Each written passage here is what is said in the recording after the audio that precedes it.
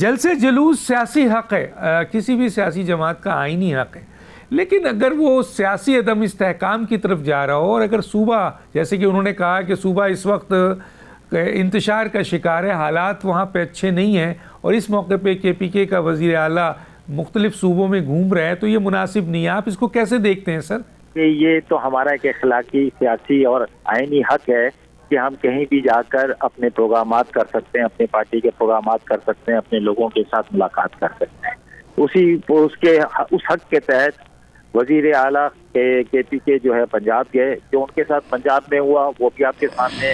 اور اب جو ہم سندھ میں آئے ہوئے ہیں، بہت اچھا جسچر دیا پیپلز پارٹی نے. سعید غنی صاحب ہمارے ساتھ ایئرپورٹ پہ موجود تھے، انہوں نے اجرک بھی پہنائی اور سندھی ٹوپی بھی، جو کہ ایک سندھ کا کلچر ہے، وہ بھی انہیں پیش کیا، اور ہم اس کو اپریشیٹ کرتے ہیں. اور اس کے بعد ہمارے جلسے کی اجازت بھی دی، پھر اس کو منسوخ بھی کیا، اور ابھی سنا ہے کہ دوبارہ ہمیں اجازت مل گئی ہے جنا گراؤنڈ میں جلسہ کرنے کی.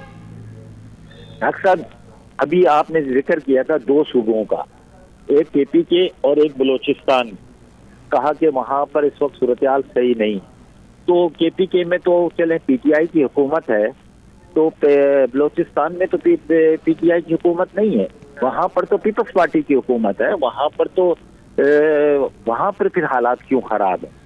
تو ایک تو یہ سوال اٹھتا ہے، اس کا جواب یقیناً مندوخیل صاحب دیں گے.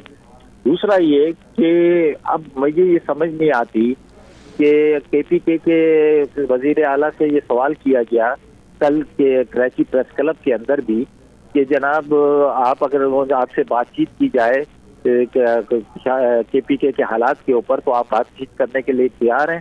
انہوں نے کہا ہاں جی ہاں بالکل ہم تیار ہیں، ہم سیاسی قوتوں کے ساتھ بھی بات کرنے کے لیے تیار ہیں، لیکن پہلے یہ طے تو ہو کہ بات چیت کرنی کس کے ساتھ ہے.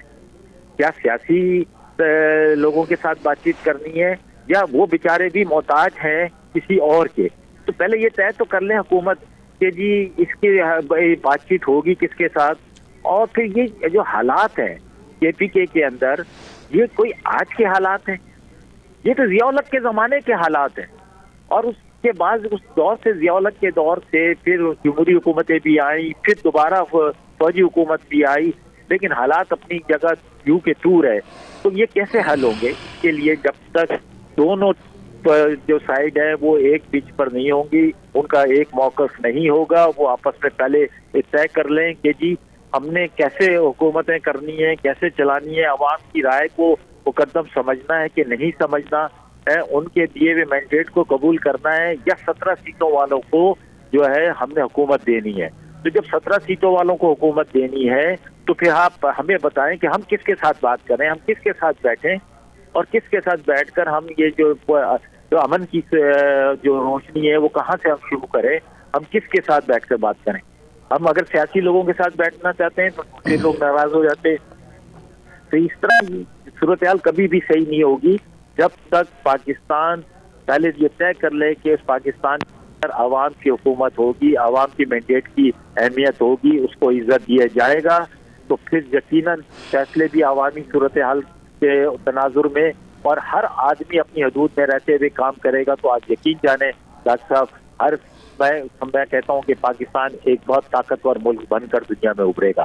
اللہ نے اس کو بہت ساری نعمتوں سے نوازا ہے، ذہین تو 25 کروڑ کی آبادی سمجھے نا، اور ساری چیزیں دی ہیں اللہ نے، سارے انعامات سے نوازا ہے پاکستان کو. تو اس کے باوجود اگر ہم دنیا میں ذلیل و خوار ہو رہے ہیں، اور ہمارا کشکول جو ہے وہ ہمارا پرائم منسٹر بھی کہتا ہے کہ آپ سمجھتے ہو میں مانگنے آیا ہوں، تو وہ مانگنے وہ کیونکہ وہ ہم اس حد تک پہنچ چکے ہیں کہ ہماری حالت یہ ہے. اللہ نے سب کچھ دیا ہے. آج ہم یہ جو جنگ ہے یہ طے کرنی ہوگی کہ یہ زمین کی جنگ ہے، یا جو اندر ہمارے خزانے چھپے ہوئے ہیں ان کی جنگ ہے. کیا جنگ ہے یہ؟ کس طرح کی جنگ ہے؟ یہ ختم کیوں نہیں ہو رہی پاکستان کے اندر؟ تو اس کی کوئی تو وجہ ہوگی، اس کے پیچھے کوئی تو ہاتھ ہوں گے جو اس جنگ کو ختم بھی کرنا چاہتے ہیں.